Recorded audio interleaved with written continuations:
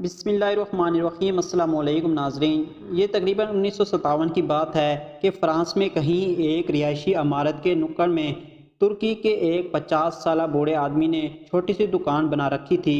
ارد گرد کے لوگ اس بوڑھے کو انکل ابراہیمی کے نام سے جانتے تھے اور پکارتے تھے۔ انکل ابراہیم کی دکان میں چھوٹی موٹی گھریلو ضروریات کی اشیاء کے علاوہ بچوں کے لیے چاکلیٹ، آئس کریم اور گولیاں ٹافیاں دستیاب تھی۔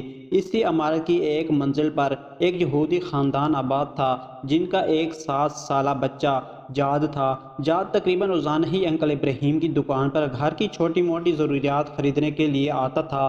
دکان سے جاتے ہوئے انکل ابراہیم کو کسی اور کام میں مشغول پا کر جاد نے کبھی بھی ایک چاکلیٹ چوری کرنا نہ بھولی تھی۔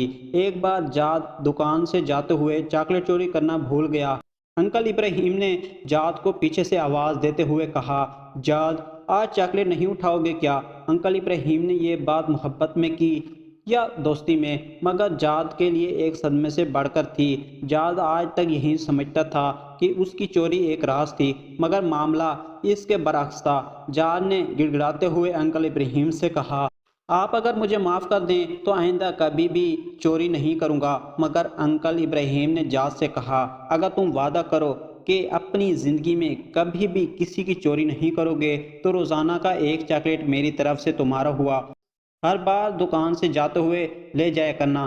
اور بالآخر اسی بات پر جاد اور انکل کا اتفاق ہو گیا۔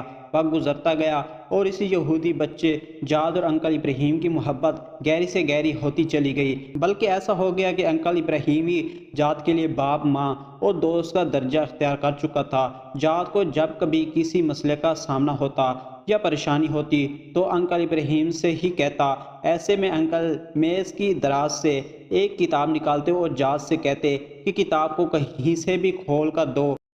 جاد کتاب کھولتا اور انکل وہیں سے 2 صفحے پڑھتے، جاد کو مسائل کا حل بتاتے۔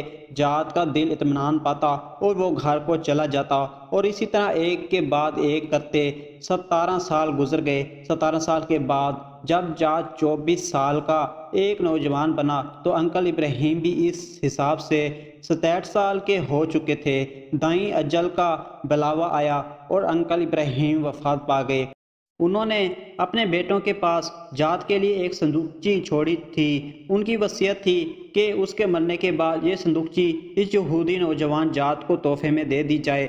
جاد کو جب انکل کے بیٹوں نے صندوقچی دی اور اپنے والد کے مرنے کا بتایا تو جاد بہت غمگین ہوا، کیونکہ انکل ہی تو اس کے غم گسار اور مونس تھے۔ جاد نے صندوقچی کھول کر دیکھی تو اندر وہی کتاب تھی جسے کھول کر وہ انکل کو دیا کرتا تھا۔ جاد انکل کی نشانی گھر میں رکھ کر دوسرے کاموں میں مشغول ہو گیا، مگر ایک دن اسے کسی پریشانی نے آ گھیرا۔ آج انکل ہوتے تو وہ اس کتاب کے 2 صفحے کھول کر پڑھتے اور مسائل کا حل سامنے آ جاتا۔ جاد کے ذہن میں انکل کا خیال آیا اور اس کے آنسو نکل آئے۔ کیوں نہ آج میں خود کوشش کروں؟ کتاب کھولتے ہوئے وہ اپنے آپ سے مخاطب ہوا، لیکن کتاب کی زبان اور لکھائی اس کی سمجھ سے بالا تر تھی۔ کتاب اٹھا کر اپنے تیونسی عرب دوست کے پاس گیا اور اسے کہا کہ مجھے اس میں سے 2 صفحے پڑھ کر سناؤ۔ مطلب پوچھا اور اپنے مسائل کا اپنے تئیں حل نکالا۔ واپس جانے سے پہلے اس نے اپنے دوست سے پوچھا، یہ کیسی کتاب ہے؟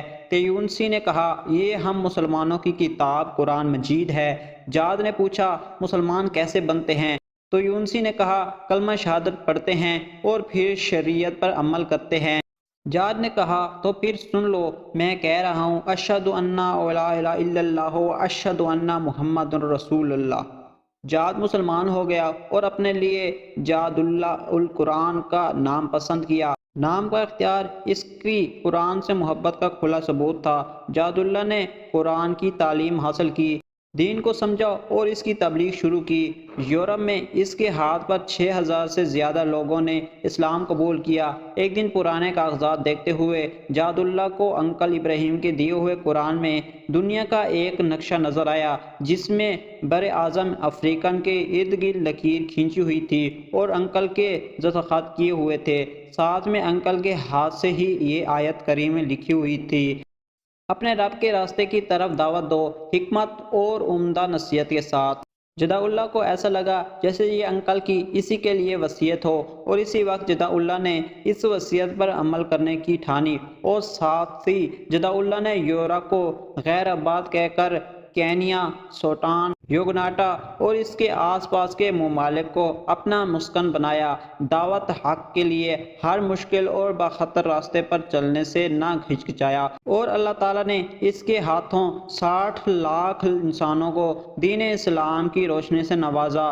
جد اللہ نے افریقہ کے کٹھن ماحول میں اپنی زندگی کے 30 سال گزار دیے۔ سن 1903 میں افریقہ میں پائی جانے والی بیماریوں میں گھر کے محض 53 سال کی عمر میں اپنے خالق حقیقی کو جا ملے۔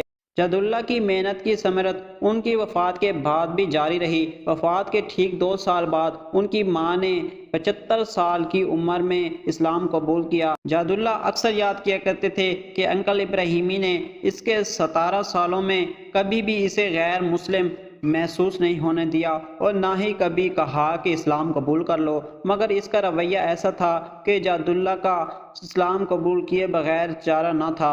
آپ کے سامنے اس واقعے کے بیان کرنے کا فقط اتنا ہی مقصد ہے۔